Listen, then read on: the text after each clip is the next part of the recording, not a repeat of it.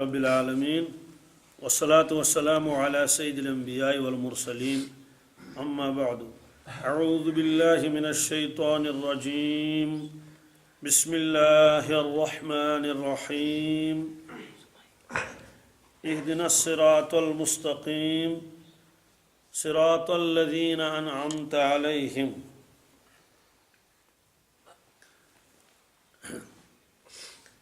بندے نے اللہ تبارک تعالیٰ سے راہ مستقیم صراط مستقیم مانگی، یا اللہ مجھے سیدھا راستہ دکھا۔ اب وہ سیدھا راستہ کون سا ہے؟ صراط الذین انعمت علیہم، ان لوگوں کا راستہ جن پر آپ کا خاص فضل ہوا، جن پر آپ نے فضل فرمایا، ان کا راستہ دکھا دیجیے۔ اب وہ کون سا طبقہ ہے اب یہ بھی معلوم نہیں، اس لیے اس کی تشریح اللہ تعالیٰ نے خود فرمائی کہ وہ لوگ ہیں جن کے اوپر اللہ تعالیٰ نے فضل فرمایا۔ وہ چار طبقے ہیں، کتنے؟ اس کی تفصیل آ گئی، آیت کو میں دہراتا ہوں۔ وَمَن يُطِعِ اللَّهَ وَالرَّسُولَ فَأُولَئِكَ مَعَ الَّذِينَ أَنْعَمَ اللَّهُ عَلَيْهِمْ مِنَ النَّبِيِّينَ وَالصِّدِّيقِينَ وَالشُّهَدَاءِ وَالصَّالِحِينَ، یہ چار طبقے وہ اللہ تعالیٰ فرماتے ہیں، یہ چار طبقے ہیں جن پر میں نے اپنا خاص فضل فرمایا ہے، ان کو میں نے نوازا ہے۔ اللہ تعالیٰ تو نوازتا ہر ایک کو ہے، اللہ تعالیٰ ہر ایک کو انعام دیتا ہے، نعمتیں دیتا ہے، بخششیں عطا فرماتا ہے، لیکن یہ چار طبقے ہیں۔ ایک انبیاء علیہ الصلوۃ والسلام کا طبقہ، یہ مخلوقات میں سب سے پہلا درجہ ہے ان کا۔ دوسرا فرمایا صدیقین کا، تیسرا شہداء کا، اور آج ہے صالحین کا۔ آخر میں فرمایا وَحَسُنَ أُولَئِكَ رَفِيقًا۔ یہاں ہمارے بہت سارے دعا مانگتے ہیں بہت سارے ساتھی، وہ حسنی پڑھتے ہیں، کیا کوئی حسنی پڑھتا ہے، کوئی حسنہ پڑھتا ہے، مجھے اتنا برا لگتا ہے۔ بھئی یہ قرآن پاک کی آیت بھی ہے، قرآن پاک میں جو دعائیں آئی ہیں یا جتنے بھی آیتیں اس کو صاف پڑھنا چاہیے۔ وَحَسُنَ، کیا یہ کرومہ کے وزن پر ہے، وَحَسُنَ أُولَئِكَ رَفِيقًا، یہ ہے صحیح اس کے اعراب۔ تو یہ فرمایا کہ اور اچھی ہے ان کی رفاقت، چاہیے بہترین رفیق ان کو مل گئی۔ اس میں ایک لفظ آیا تھا صالحین کا آخر میں۔ اب صالح کس کو کہتے ہیں؟ صالحین کا لفظ کتنی مرتبہ قرآن پاک میں آیا ہے؟ صالحین کا لفظ بہت جگہ قرآن پاک میں آیا ہے، اور انبیاء علیہ الصلوۃ والسلام نے بھی اللہ تعالیٰ سے مانگا ہے وَأَلْحِقْنِي بِالصَّالِحِينَ، کیا جی یہ ابراہیم علیہ الصلوۃ والسلام کی دعا ہے، اے اللہ مجھے صالحین کے ساتھ رکھ لینا۔ کس میں؟ قیامت کے دن۔ معلوم ہے کہ انبیاء علیہ الصلوۃ والسلام صالحین کے اونچے والے طبقے میں ہوتے ہیں، نبی تو وہ ہیں ہی، اس کے ساتھ وہ سچے بھی ہیں تو صدیق بھی ہیں، بے شمار انبیاء علیہ السلام شہید بھی ہوگی تو شہید بھی ہوگی، شہید بھی ہیں تو صالح بھی ہیں۔ اور قرآن پاک کی ایک آیت ہے، اللہ تعالیٰ تعریف فرماتے ہیں حضرت ابراہیم علیہ الصلوۃ والسلام کی، قرآن پاک میں خود فرماتے ہیں کہ ان ابراہیم کان امۃ قانتا للہ حنیفا۔ اس کو میں چھوڑ دیتا ہوں، اس میں تعریفیں بہت ہیں کہ ابراہیم علیہ الصلوۃ والسلام جو تھے وہ اکیلے ایک امت تھے، اکیلے ایک، اس کے کیا مطلب، اس کو چھوڑ دیتا ہوں میں۔ قانتاً، فرما بردار تھے، للہ اللہ تعالیٰ کے، حنیفاً یک طرف ہو کر، سب سے ہٹ کٹ کے، ولم یکن من المشرکین، وہ مشرکین میں سے نہیں تھے۔ یہ کافروں کو جواب دیا گیا، وہ کہتے تھے کہ ہے یہ اشت یش ابراہیم علیہ السلام، اللہ تعالیٰ فرمو تو چھو مشرک، تم کہتے ہیں مشرک۔ فرما شاکرا لانعمہ، وہ اللہ تبارک تعالیٰ کے احسانات کو ماننے والے تھے، کیا شکر کرنے والے تھے اللہ تعالیٰ کے انعامات کا۔ اجتباہ، اللہ تبارک تعالیٰ نے ان کو برگزیدہ کیا، وہداہ، اور اللہ تعالیٰ نے ان کو ہدایت نصیب فرمائی، الی صراط مستقیم، کس کی؟ صراط مستقیم اتنی ضروری ہے، ابراہیم علیہ السلام کو صراط مستقیم، سیدھے راستے کی اللہ تعالیٰ نے ان کو ہدایت نصیب فرمائی۔ وآتیناہ فی الدنیا حسنہ، اور ہم نے ان کو دنیا میں حسنہ عطا فرمایا۔ حسنہ کے اندر کیا آتا ہے؟ ہر چیز آتی ہے، نبوت بھی، کمالات بھی، اخلاق بھی، اور اچھا تذکرہ بھی، یہ ساری چیزیں۔ وَإِنَّهُ فِي الْآخِرَةِ لَمِنَ الصَّالِحِينَ، یہ مجھے بتانا تھا۔ وَإِنَّهُ فِي الْآخِرَةِ، اور وہ آخرت میں لمن الصالحین، صالحین کے ساتھ ہوں گی. جن کے ساتھ؟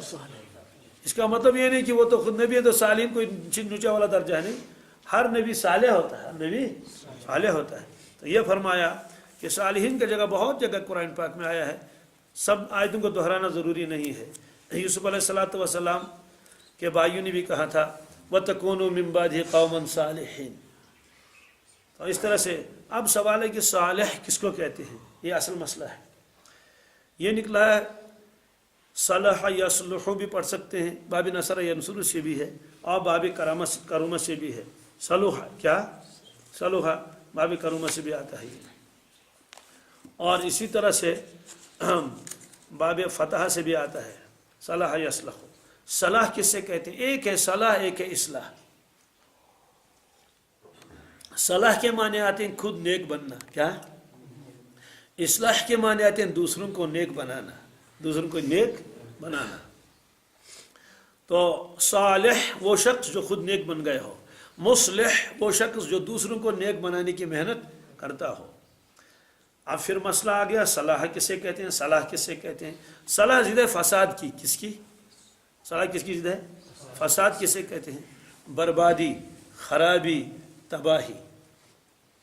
یہ بربادی اور تباہی صرف اس اعتبار سے نہیں کہ بھائی فلان جگہ طوفان آ گیا تو بربادی ہو گئی، سیلاب آ گیا تو اس کی وجہ سے اتنی بربادی اور تباہی ہو گئی. اس کو تو لوگ بربادی اور تباہی کہتے ہی ہیں، لیکن یہ تو ہے ہی بربادی اور تباہی.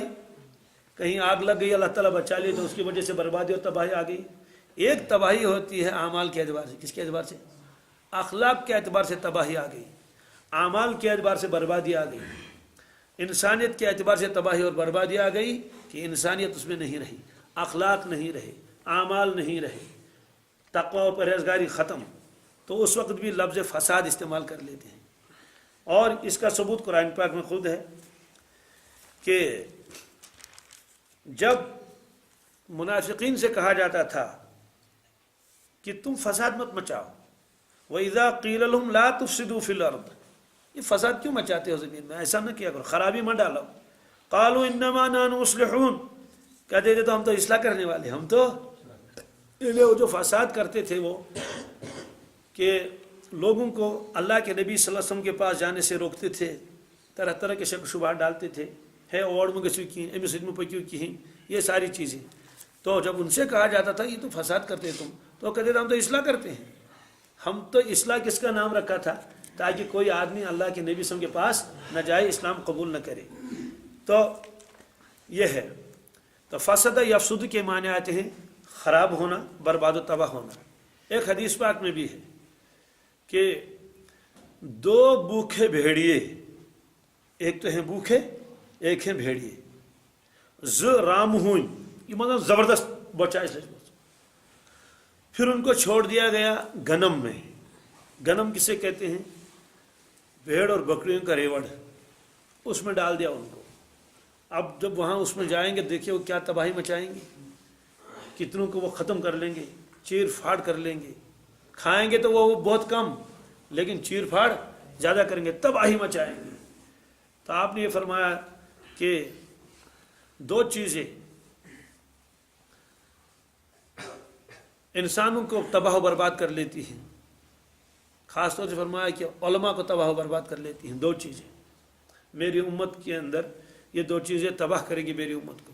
جس طرح سے دو بھوکے بھیڑیے ریوڑ میں کیا کرتے ہیں؟ تباہی مچاتے ہیں. ایک فرمایا کہ حب مال، کیا؟ مال کی محبت اور لالچ. ایک شہرت کا متمنی آدمی ہوتا ہے، اس کو حب جاہ کہتے ہیں. بہرحال وہاں بھی لفظ فساد کا لفظ آیا ہے. فساد بگاڑ کو کہتے ہیں. فساد کی ضد ہے صلاح. صلاح کے معنی آتے ہیں تمام رذائل کو دور کر لینا، جتنے برے اخلاق ہیں، حسد ہے، کبر ہے، غرور ہے، دکھاوا ہے، یہ ساری چیزیں ہیں. یہ سب چیزیں جب نکل جائیں گی معلوم ہے کہ فساد سب دور ہو گیا، فساد اب نہیں رہا. تو ان کے صلاح آ گئی، درستگی آ گئی. یہ حدیث پاک میں ہے، کئی حدیثیں ہیں. ایک حدیث پاک میں فرمایا اللہ کے نبی صلی اللہ علیہ وسلم نے الا ان فی الجسد مضغۃ اذا صلحت صلح الجسد کلہ.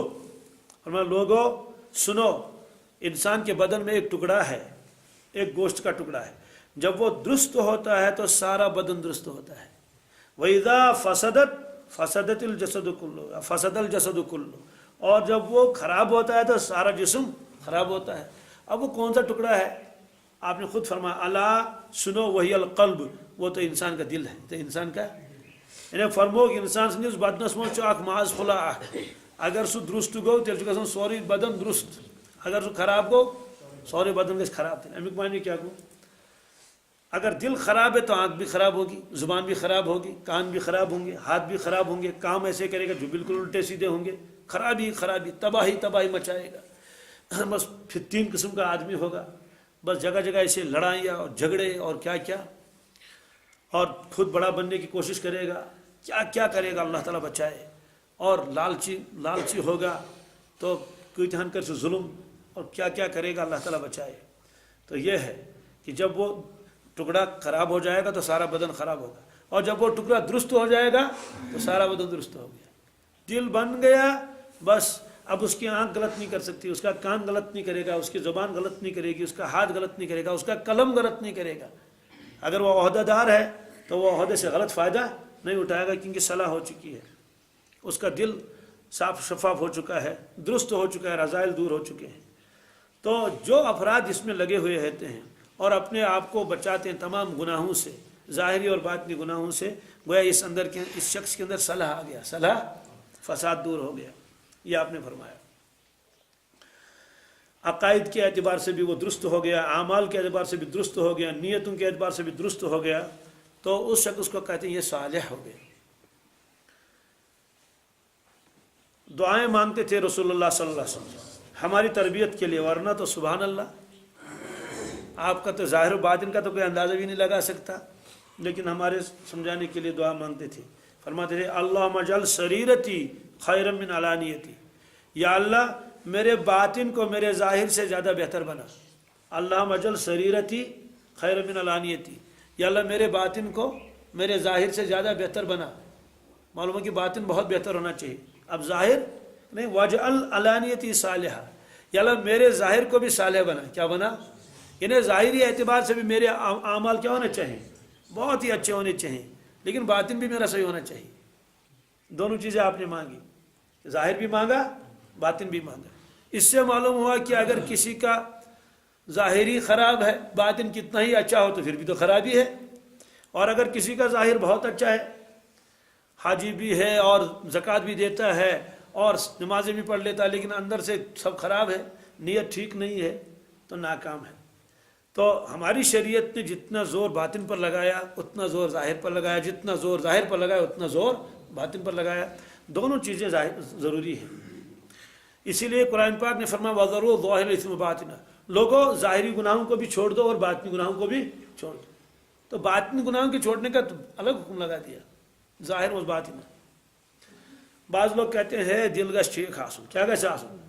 بس دل گش آسن ٹھیک، بالکل یہ تو صحیح بات اس نے کہی، لیکن اس کے کہنے کا مطلب یہ ہے کہ یہ جو میں ظاہر میں گڑبڑ کرتا ہوں مجھے اس پر روک ٹوک مت کر لو، بس دل گش صحیح آسن، تو یہ بھی غلط ہے۔ تو بعض لوگ کہتے ہیں کہ ہے اس کیا گو دل ویل میں مراقبہ پتہ ذکر اذکار کیا اعمال چھ، تو یہ بھی غلط ہے، اس لیے کہ اس کا دل صحیح نہیں۔ دونوں صحیح ہونے چاہیے۔ آپ بھیڑ کا گوشت تب کھائیں گے جب اندر سے وہ صحیح نکلے گا۔ اگر تو کاٹ کرون زبان نیبر کن اصل اندر کن یل وچھو مازس اس خرابی تتھ کیم پیمت، تو کوئی اس کو لے لے گا؟ آپ اس کو کھانے کے لیے تیار ہو جائیں گے؟ نیول اس اندر کی ماز گمت تو کچھ بھی نہیں ہے، تو اس کا تو ظاہر تو ٹھیک تھا اس کا، لیکن اس کا تو باطن سارا خراب ہے، بھائی اس کو کھا نہیں سکتے، ہاتھ مت لگاؤ۔ اوپر سے اخروٹ بہت اچھا ہے، صاف و شفاف ہے، صابن چھرس مجمس یل پھٹروک سہ درا ادھر ژھۄژ ساری ڈونے سی تھی، تو ات کیا یہ باو؟ اور اگر نیبر کن گولڑ کرہین تک مل پت کن ہے تو آپ کسی ٹھیک ہے آپ نے گھر میں تو استعمال کر سکتے ہیں، لیکن آپ بازار میں لے جائیں گے، کیا اس کو شو میں رکھ سکتے ہیں؟ نمائش میں ہیکوان یت وہ کہیں گے آپ نے اس کو صاف کیوں نہیں کیا ہے، یہ تو کیا اس کو واپس کر لیجیے۔ دپیس ات گوج اصل دپی ہے گوج کے اصل تھا سا آت نے آج کو اس میں خریدار ہی نا۔ تو مور کو کہتے ہیں کہ یہ تمام پرندوں کا راجا ہے، کیا ہے؟ سوال ہے کہ اس کو راجا کیوں بنایا گیا؟ اس کے وزن کی وجہ سے، اس کا وزن اتنا ہے، حالانکہ اس سے زیادہ وزنی جانور آپ کو ملیں گے، صرف اس کے ظاہر کی وجہ سے۔ کس کی وجہ سے؟ اس کا ظاہر ہے، اس ظاہر کی وجہ سے اس کو پرندوں کا راجا کہا گیا۔ سر کے اوپر تاج ہے اور بہت ہی خوبصورت پر ہے۔ اب تفصیل کرنے کی ضرورت نہیں، تو فوراً آپ کے ذہن میں تو مور کا تصور آ گیا. تو واقعی ہے پرندوں کا راجا کہ نہیں؟ مگر گانٹ کیا لائی تمس برونٹ کن، کاو کیا لائی تمس برونٹ کن، ہے واقعی پرندوں کا راجا ہے. ایسا اللہ اکبر. جیسے پہلے زمانے میں کہتے تھے کہ بادشاہ تاج آسن کلس پہ، تمس تاج کلس پہ. کیا خوبصورت ہے. لیکن مجھے بتائیے اگر اس کے وہ سارے پر اکھیڑ دیے جائیں، تاج تو ثھنس کرپت سورے، پتہ یہ سو کنس میں دپیک ہے بہ چھس پرندوں کا راجا، تمس مانیا کہاں؟ اسے کہیں گے بھائی ہٹ، پرندوں کا راجا ہے. تو پرندوں کا راجا تو اس کے سر پر تاج ہوتا ہے. کہتے ہیں میں اوس مگر میں سن سہ ٹھٹت، میں سن سہ مطلب یہ تیوت ضروری کہ ہے نا، جیسے ہم لوگ آج کہتے ہیں کہ یہ بھی ضروری نہیں. تو سارے تیر آس کڑت تو سوس پہ گزن یا کیا کھنز پوتا ہو، تو اس کو کوئی بادشاہ بنانے کے لیے تیار ہوگا؟ مانتا. اس سے کہیں گے بھائی میں فلاں کا بیٹا ہوں، پدرم سلطان بود، میں آج بڑی بب قطب الاقطاب. اسے کہیں ٹھیک ہے لیکن آپ کیا ہیں، آپ تو اپنا بتا. تو اس نے کہا نا میون سا مول تو بڑی بب تو سوس پرندوں کا راجا. اسے کہیں گے ٹھیک ہے. اس کے سر پر تاج تھا، اس کی وجہ سے ہم نے اس کو راجا بنایا تھا. اس کے بدن کی ساخت ایسی تھی، اس کے اوپر سارے پر موجود تھے، بہت خوبصورت تھا. واقعی جب آتا تھا تو سارے پرندے وہ کیا کرتے تھے، اش کرتے تھے اور رشک کرتے تھے. کیا شان ہے اس کی. لیکن تمہارے کوئی چیز ہے ہی نہیں، بس صرف تو نام ہے کہ تم مور کے خاندان سے ہو. تو بتائیے ہے یا نہیں ہے؟ تو ظاہر ہے بہرحال. تو باطن بھی ہونا چاہیے. باطن کی مثال بھی آ گئی. ظاہری سے آدمی کبوتر اور کوئل کے اندر فرق کر سکتا ہے. یا کوتر ہوچ ککل، یہ کاو ہوچ گانٹ. اگر ظاہری نمو سارے وڑیت تیل کتہ تر فکری کہ کٹ ماز کس تو ہاں بڑ ماز کس تو، یا اگر ہونس تو کٹس کیا فرق گھس پتہ أندر کن تیل. شاید یہ ما آس کھانا یس زن تہ ہیکہ ونتھ، کم مشینہ آس، عوام تو نہیں بتا سکتے نا. اس لیے اللہ کے نبی صلی اللہ علیہ وسلم نے ظاہر بھی مانگا اور باطن بھی مانگا. معلوم ہوا کہ ہر مسلمان کا ظاہر بھی درست ہونا چاہیے اور باطن بھی. اگر اس کا باطن درست نہیں ہے تو اس کو صالح نہیں کہیں گے، اور اگر اس کا ظاہر ہی درست نہیں تب بھی اس کو صالح نہیں کہیں گے. تو یہ فرمایا کہ وہ دل ہے. اس لیے اکابر بہت محنت کرتے تھے دل پر، تاکہ دل کیا بن جائے، نیک بن جائے. جب دل نیک بن جائے گا انشاءاللہ اس کے اعمال بھی درست ہو جائیں گے. ایسے ہی حدیث پاک میں ہے، یہ حضرت عمران ابن حطان رحمۃ اللہ علیہ فرماتے ہیں، یہ تابعی ہیں. فرماتے ہیں اتیت ابا ذر، میں حضرت ابو ذر کے پاس پہنچا. فوجدتہ فی المسجد، میں نے ان کو دیکھا مسجد میں چادر اوڑے ہوئی ہے. محتبیاً بکساء اسود، کالی چادر، وحدہ، اکیلے. فقلت یا ابا ذر ما هذه الوحدۃ، میں نے کہا حضرت اکیلے کیا کر رہے ہیں آپ یہاں؟ تو انہوں نے وہاں سے حدیث سنائی. فقال سمعت رسول اللہ صلی اللہ علیہ وسلم یقول الوحدۃ خیر من جلیس السوء. فرمایا کہ میں نے اللہ کے نبی صلی اللہ علیہ وسلم سے سنا کہ تنہا رہنا بہتر ہے برے ساتھی سے. کس سے؟ برے ساتھی سے تنہا رہنا بہتر ہے. والجلیس الصالح خیر من الوحدہ. اور فرمایا سنو، صالح کا لفظ یہاں آیا نا، اس لیے میں اس حدیث کو لایا یہاں کہ صالح ہم نشین یہ بہتر ہے تنہائی سے. کس سے؟ کیونکہ اس کے اثرات مجھ پر پڑیں گے، اس سے میں نیک بات سیکھ لوں گا.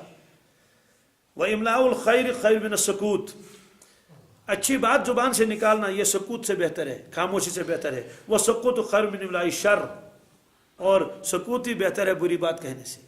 تو یہ انہوں نے وہاں سے حدیث سنا لی حضرت ابو ذر رضی اللہ تعالیٰ عنہ.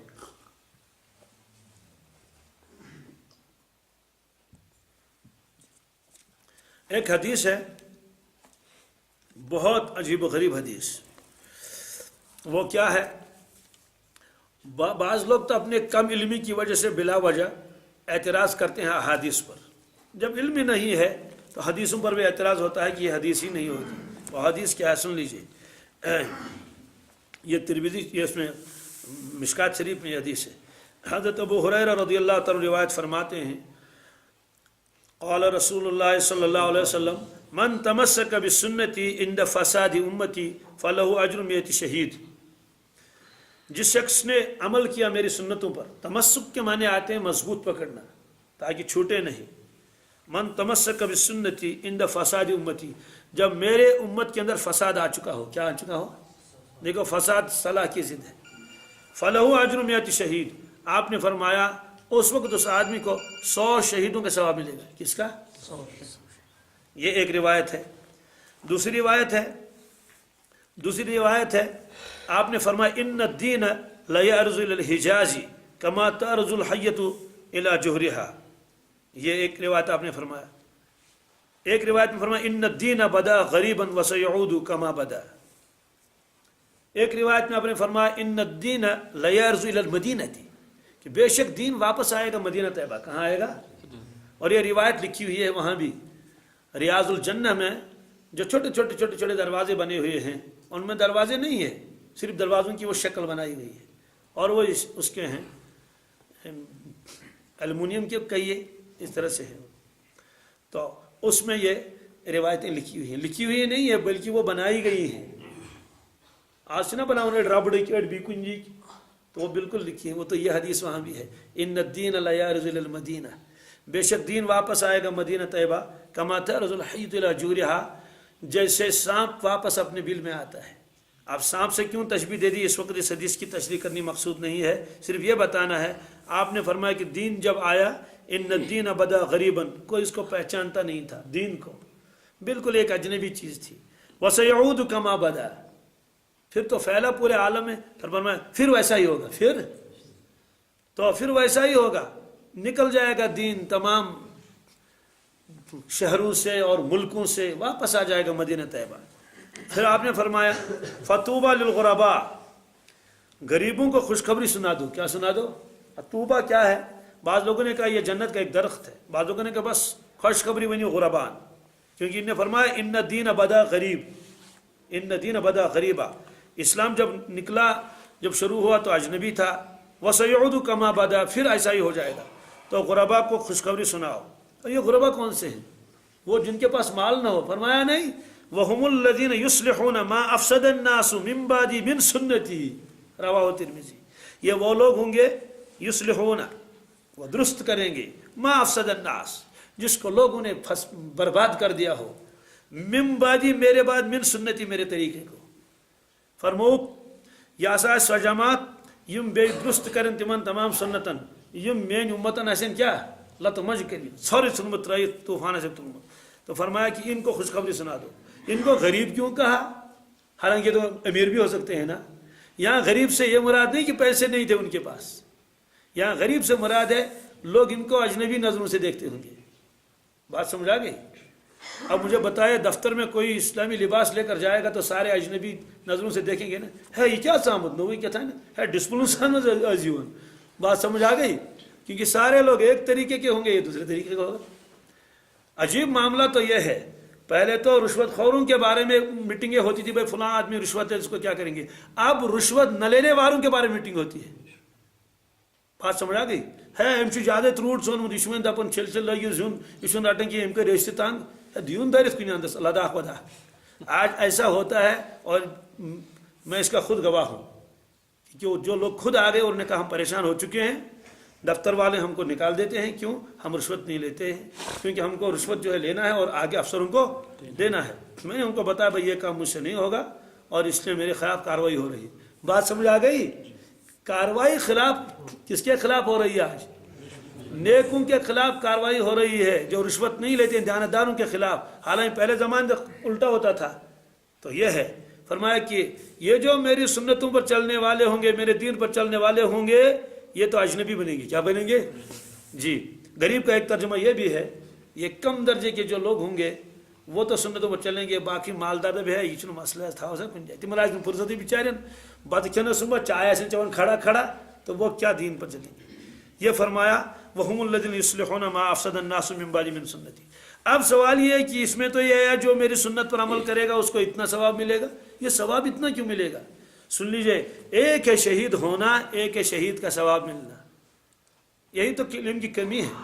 ایک ہے شہید ہونا، ایک ہے شہید کا، ایک ہے حج ادا ہونا، ایک ہے حج کا ثواب ملنا. حج کا ثواب تو آپ کو اشراق پر بھی ملے گا. ابھی آپ اشراق کی دورہ کرنے پڑھ لیں گے، روایتوں کے اعتبار سے آپ کو مقبول عمرہ، ایک روایت میں مقبول حج کا ثواب ملے گا. لیکن ہم میں سے کون حاجی بنے گا اس کی وجہ سے؟ تو حاجی بننا الگ ہے، اس کا درجہ الگ ہے، ثواب ملنا الگ ہے. یہ نہیں فرمایا کہ وہ 100 مرتبہ شہید ہوگا. خوب سن لیجیے، اس کو 100 شہیدوں کا ثواب ملے گا. جیسے آپ نے فرمایا جو یتیم کے سر پر ہاتھ پھیرے گا यतीम के सर पर हाथ फेर लिया, फरमाया कि आना व काफिल यतीम, मैं और यतीम को पालने वाला। फरमो नबी करीम अस्त भी यतीमस रचन वोल, ये यतीम रोश को हा कज़ा फिल जन्नत, और मैं जन्नत में हम दोनों ऐसे होंगे। क्या होंगे? वो आशारा इला अस्वाही, आपने दो अंगुश्तानी मुबारक की इशारा किया ये। तो क्या मुझे बताइए, अगर कोई आदमी किसी यतीम को पालेगा, रखवाली करेगा, युतान सु बोर्ड गो रचुन पोलन, तो क्या वो अल्लाह के नबी सम के बराबर इस तरह होगा? क्या वो नबी बनेगा? नबी भी नहीं बनेगा, सिद्दीक भी नहीं बनेगा। लेकिन आपने फरमाया देखो यानी वो मेरे बिल्कुल करीब होगा। क्या होगा? अब करीब का क्या मतलब है? बार बार उसको मेरी ज़ियारत नसीब होगी वहाँ, और बिल्कुल मेरे करीब में ही उसको जगह दे दी जाएगी। ज़ाहिर सी बात, नबी तो नहीं बन सकता, सहाबी भी नहीं बन सकता, लेकिन ये दर्जा दे दिया गया उसको कि उसने यतीम की क्या की कफालत की। तो ये फरमाया कि उस आदमी को 100 शहीदों का सवाब मिलेगा। अब सवाब इतना क्यों है? और कुछ होना चाहिए? कहते हैं शहीद जब होता है तो उसकी जान चली जाती है, जान पेश कर लेता है। तो अब इसने क्या किया? कहते हैं शहीद ने तो जख्म खाए और जान दे दी, इसने भी जख्म खाए। इसने कौन से जख्म खाए? प्रा दोस पाम मोलस अलग दिवान पाम, मोलस अलग दिवान पाम, आए वन नेरी तो नमाज मज वो गुजुर हुचुक गमुत, रेश खाराश थमुत, ये चल नहीं है ना। मौलाना तारिक जमील साहब बयान में फरमाते हैं कि जब मैं निकला था इल्म दीन के लिए तो वालिद ने मुझे निकाल दिया। आप कैसे उनके सुन घर से निकाल दिया, और वो बता रहे हैं कि वो तारीख भी बता रही है, शायद 23 नवंबर या क्या, मुझे वालिद साहब ने 1972 में घर से निकाल दिया। तो फरमाया कि मेरा कोई गलत मुतालबा नहीं था। तो घर से निकाला जाता है, बात समझ आ गई?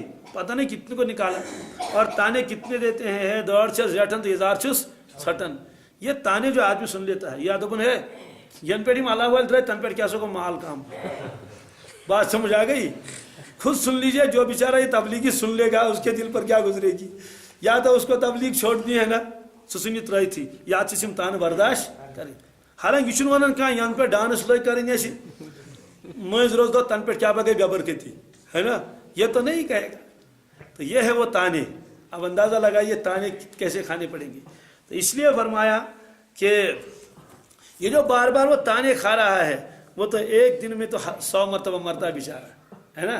तो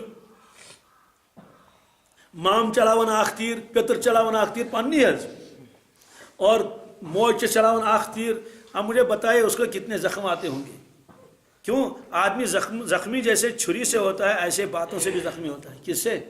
बिल्कुल तय है। पाम दिसनस कोता जख्मी गए, ब्रोट के वनस के तो कोता जख्मी गए।